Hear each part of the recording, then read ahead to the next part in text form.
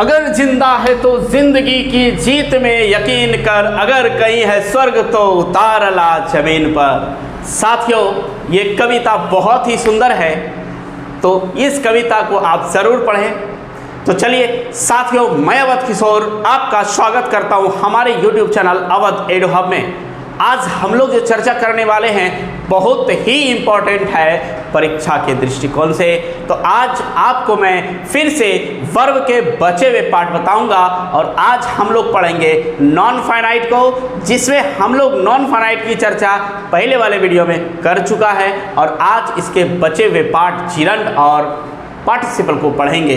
तो साथियों, अगर आप मेरे चैनल पर नए हैं तो मेरे चैनल को आप जरूर सब्सक्राइब करिए और बेल आइकन जरूर दबा दीजिएगा और इस वीडियो को आप लास्ट तक देखिएगा। अगर अच्छा लगे जरूर लाइक करिएगा। तो चलिए साथियों, अब सेशन को स्टार्ट करते हैं।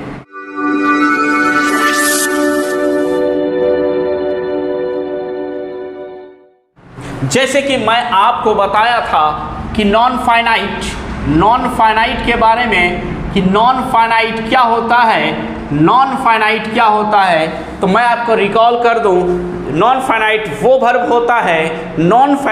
वर्ब होता है जिस पर सब्जेक्ट का असर नहीं पड़ता है। जैसे अगर आप कहते हैं I am reading, I am going, he is coming, तो ही के साथ इज लगता है, आई के साथ एम लगता है। और अगर टेंस को चेंज कर दें तो वाज या वेयर चेंज कर देंगे। लेकिन अगर आप बिफोर दे रहे हैं, आईएनजी का फॉर्म दे रहे हैं, तो नहीं बदलता है। इसी को हम लोग क्या कहते हैं? इसी को कहते हैं नॉन फाइनाइट। और नॉन फाइनाइट के वेद को हम लोग पढ़े थे उस दिन कि नॉन फाइनाइट के कितने वेद होते हैं। नॉन फाइनाइट के 3 वेद होते हैं। नॉन फाइनाइट के 3 वेद होते हैं। वो कौन कौन होता है? तो पहला होता है इन्फिनेटिव। पहला क्या होता है? इन्फिनेटिव। दूसरा होता है जिरंड। दूसरा क्या होता है? जिरंड। और तीसरा होता है पार्टिसिपल। तीसरा होता है पार्टिसिपल। तो मैंने साथियों आपको इन्फिनेटिव की चर्चा कर दी है पिछले वीडियो में। जो भी मेरे साथी इस वीडियो को देखने के बाद उस वीडियो को देखेंगे तो ये अच्छे से समझ में आ जाएगा। तो मेरा आपसे यही रिक्वेस्ट है कि आप पिछले वाले वीडियो को, जिसका लिंक डिस्क्रिप्शन में दे चुका हूँ, और वहाँ से आप जाकर देख सकते हैं। तो चलिए हम लोग आज जिरंड को पढ़ेंगे, क्योंकि इन्फिनेटिव मैं आपको पहले ही बता चुका हूँ। तो चलिए जिरंड क्या होता है, पहले जिरंड को पढ़ेंगे, उसके बाद पार्टिसिपल के भेद को पढ़ेंगे। तो साथियों, अब हम लोग पढ़ने वाले हैं जिरंड को। किसको पढ़ेंगे? जिरंड को पढ़ेंगे। जिरंड क्या होता है? देखिए, सबसे अगर आप गौर से देखेंगे, ये सारा खेल वर्ब पर ही होता है। सारा खेल वर्ब पर।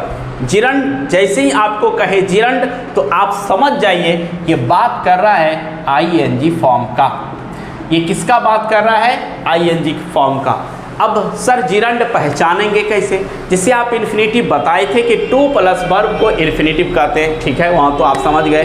इन्फिनेटिव का क्या क्या रूल्स है वो भी मैंने आपको बताया। तो आज जिस प्रकार आप टू प्लस वर्ब को आप क्या कहते थे? इन्फिनेटिव कहते थे। और अगर इसी वर्ब में आईएनजी लगा हो तो आप उसको जिरंड कहेंगे। क्या कहेंगे? जिरंड कहेंगे। तो चलिए हम एग्जाम्पल के थ्रू समझते हैं कि कौन से आईएनजी फॉर्म जिरंड होते हैं। तो जैसे कि मैं आपके सामने 2 सेंटेंस लिखता हूँ। जैसे लिखता हूँ Ram is swimming. Ram is swimming. दूसरा सेंटेंस हम लिख रहे हैं स्विमिंग। दूसरा सेंटेंस आप लिख रहे हैं swimming is good for health. ठीक, ये 2 सेंटेंस मैं आपके सामने लिखा हूँ। ये 2 सेंटेंस में आप क्या देख रहे हैं? दोनों में डिफरेंसेस क्या है? दोनों में डिफरेंसेस, सर यहाँ भी स्विमिंग और यहाँ भी स्विमिंग। तो साथियों, ये दोनों स्विमिंग में अंतर है। इस स्विमिंग को हम कहेंगे जिरंड। इस स्विमिंग को जिरंड और इस स्विमिंग को क्या कहेंगे, इसी वीडियो के आगे हम जानेंगे। तो इस स्विमिंग को हम जिरंड कहेंगे। एक और उदाहरण से हम आपको समझा सकते हैं, वो उदाहरण क्या है देखिए। जैसे कि अगर यहाँ पर लिखते हैं walking is good for health, ये वॉकिंग इज़ माई हॉबी, कुछ भी लिखिए। इससे पहले लिखिए आई एम वॉकिंग, इसी वॉकिंग को उठा के आप यहाँ रख दीजिए कि वॉकिंग इज़ गुड। तो आपने क्या देखा, आप ये देख रहे हैं कि यहाँ भी वॉकिंग है और यहाँ भी वॉकिंग है, ये दोनों वॉकिंग में अंतर है। यहाँ जो वॉकिंग आया वो सब्जेक्ट बनकर आया और यहाँ जो वॉकिंग आया वो वर्ब बनकर आया है। कि जब कोई ing वाला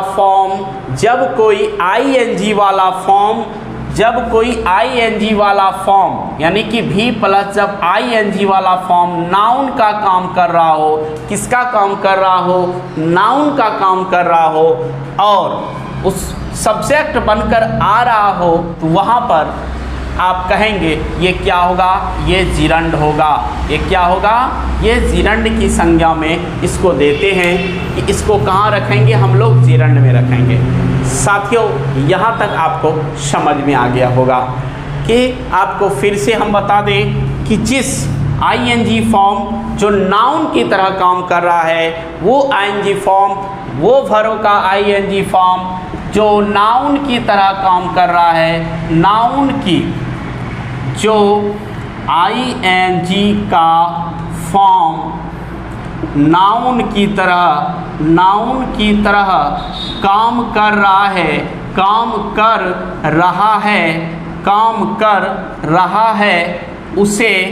उसे हम जिरंड कहेंगे। क्या कहेंगे, जिरंड कहेंगे। समझ में आया कि जो वर्ब ing का फॉर्म हो और वो नाउन की तरह काम कर रहा है, उसी को हम जिरंड कहते हैं। उसी को क्या कहते हैं, जिरंड कहते हैं। तो साथियों, यहाँ तक आपको समझ में आ गया होगा जिरंड क्या है। अब हम लोग पढ़ेंगे वो नेक्स्ट होगा पार्टिसिपल, कि पार्टिसिपल क्या है, उसके कितने भेद होते हैं। तो देखिए अब पार्टिसिपल की चर्चा होगी। अब जो हम लोग पढ़ेंगे वो पार्टिसिपल होगा। यहाँ तक आप मेरे वीडियो में बने हैं, इसके लिए आपको धन्यवाद। लास्ट तक भी बने रहिए। देखिए क्या है, हम लोग पार्टिसिपल को पढ़ेंगे। किसको पढ़ेंगे, पार्टिसिपल को पढ़ेंगे। किसको पढ़ेंगे, पार्टिसिपल को। देखिए पार्टिसिपल क्या होता है। पार्टिसिपल के 3 भेद होते हैं। कितने भेद होते हैं, 3 काइंड्स ऑफ पार्टिसिपल। पहला होता है प्रेजेंट पार्टिसिपल। क्या होता है, प्रेजेंट पार्टिसिपल। दूसरा होता है पास्ट पार्टिसिपल। और अगर आप प्रेजेंट और पास्ट सुने तो आपके मन में ज़रूर फ्यूचर का भाव होगा, लेकिन ये फ्यूचर नहीं होता है, ये होता है परफेक्ट पार्टिसिपल। क्या होता है, परफेक्ट पार्टिसिपल।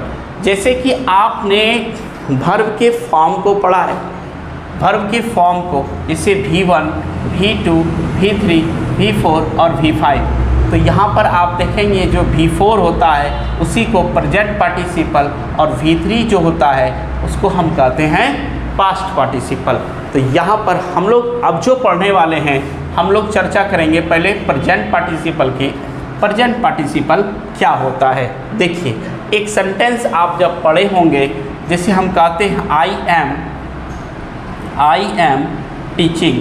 क्या कहते हैं, आई एम टीचिंग लिखते हैं। यहाँ पर हम जो टीचिंग लिख रहे हैं ना, क्या लिख रहे हैं, टीचिंग।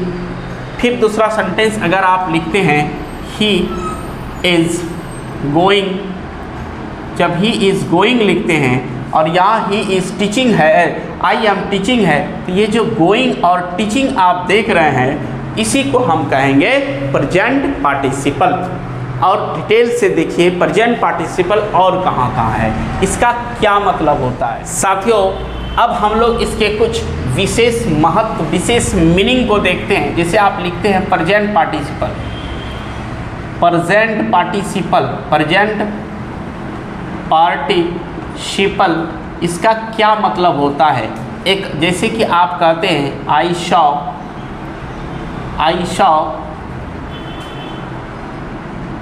बर्निंग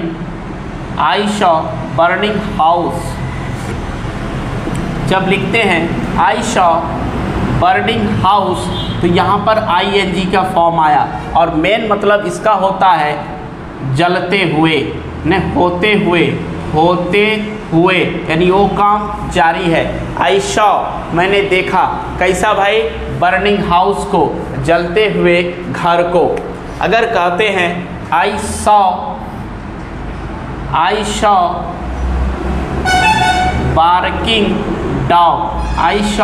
बार्किंग डॉग, मैं भौंकते हुए कुत्ते को देखा। तो यहाँ जो बार्किंग आया, यहाँ जो बर्निंग आया, ये मेरा होगा प्रेजेंट पार्टिसिपल। क्या होगा? प्रेजेंट पार्टिसिपल होगा। आप इसको याद रखेंगे कि जब इसका मीनिंग भी मैं आपको बता दिया हूँ, इसका मीनिंग क्या होता है। साथियों, अब आपको समझ में आ गया होगा कि प्रेजेंट पार्टिसिपल क्या होता है।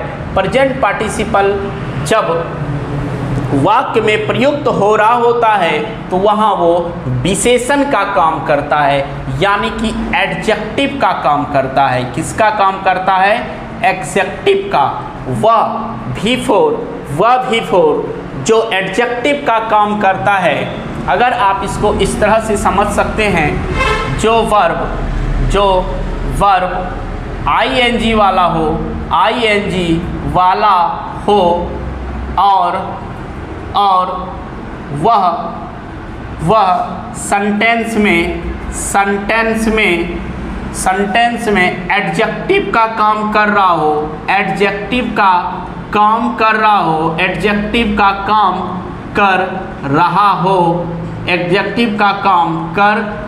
हो, उसे हम क्या कहेंगे? प्रेजेंट पार्टिसिपल कहेंगे। क्या कहेंगे? प्रेजेंट पार्टिसिपल कहेंगे। प्रेजेंट पार्टिसिपल कहेंगे। हमने क्या कहा? हमने कहा कि वह आईएनजी वाला फॉर्म जो एडजेक्टिव जैसा काम कर रहा है, यानी एडजेक्टिव वाला काम कर रहा है किसी भी वाक्य में। और यहाँ पर देखेंगे कि जैसे ही बर्निंग हुआ तो एडजेक्टिव कैसे हुआ सर? एडजेक्टिव जब आप लिखते हैं तो उसके जस्ट बाद नाउन आने चाहिए। आप बर्निंग भी लिखे तो इसके बाद क्या आया आपका? हाउस। बार्किंग भी लिखे तो इसके बाद क्या आया? डॉग। जब ऐसा हो और वो एडजेक्टिव का काम कर रहा हो तो उसको हम क्या कहेंगे? उसको कहेंगे हम क्या कहेंगे? उसको क्या कहेंगे? आप कमेंट्स करिए। उसको हम कहेंगे प्रेजेंट पार्टिसिपल। प्रेजेंट पार्टिसिपल समझ में आया साथियों? तो चलिए प्रेजेंट पार्टिसिपल। लेकिन आपके मन में एक क्वेश्चन यहाँ आया होगा कि सर कि आप V4 को, जब आप V4 लिखते हैं, V प्लस ING को कभी आप जीरंड कह देते हैं और V प्लस ING फॉर्म को कभी आप क्या कह देते हैं? कह देते हैं प्रेजेंट पार्टिसिपल। तो ये क्या चक्कर है? कैसे पहचानेंगे कि ये जीरंड है और ये प्रेजेंट पार्टिसिपल है? तो चलिए अब हम इस बात को सीखते हैं। तो साथियों, अब हम लोग सीखने वाले हैं कि आईएनजी वाले फॉर्म जो वर्ब के बिफोर होते हैं वो कहाँ पार्टिसिपल का काम करेगा और कहाँ जिरंड का काम करेगा। चलिए इसी पर हम लोग अब चर्चा करते हैं। तो देखिए कैसे प्रेजेंट पार्टिसिपल और जिरंड में क्या डिफरेंसेस हैं। जो आईएनजी वाला वर्ब नाउन का काम करे। किसका काम करे? नाउन का काम करे, उसे हम जिरंड कहेंगे। क्या कहेंगे? जिरंड कहेंगे। जैसे कि मैं आपको बताया था, पिछला एग्जाम्पल था, जैसे स्विमिंग हम लिखे थे वहाँ पर क्या? Swimming is good for health.